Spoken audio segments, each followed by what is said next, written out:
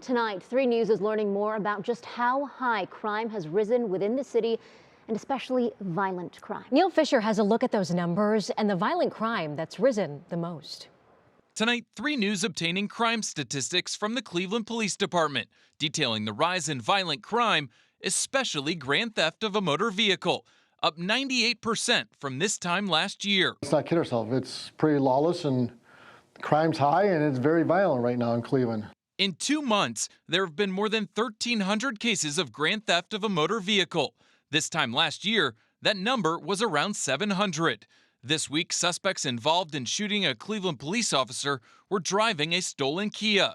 Police Union President Jeff Follmer tells 3 News that officer was able to walk into the hospital himself. Everybody's in shock, and you're just kind of taken in. The next day is like, what just happened? And after a while, you just got to be glad you're not going to a funeral.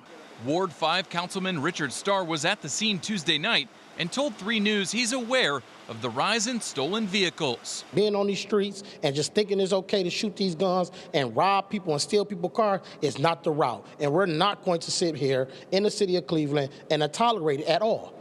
In 1 week alone, from March 5th to March 11th, there were more than 100 cases of grand theft of a motor vehicle here in the city of Cleveland. Right now, the Cuyahoga County Prosecutor's Office is prosecuting more than 300 cases of stolen Kia and Hyundai vehicles. The majority of cars that are stolen are not used again in violent crimes. We do know that our violent crimes often do use these stolen vehicles. So far, 9 people have been arrested in connection to grand theft of a motor vehicle this year.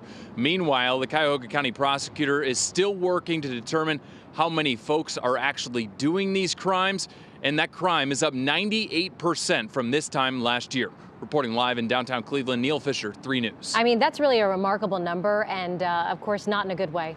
Neil, thanks for covering this. We appreciate it.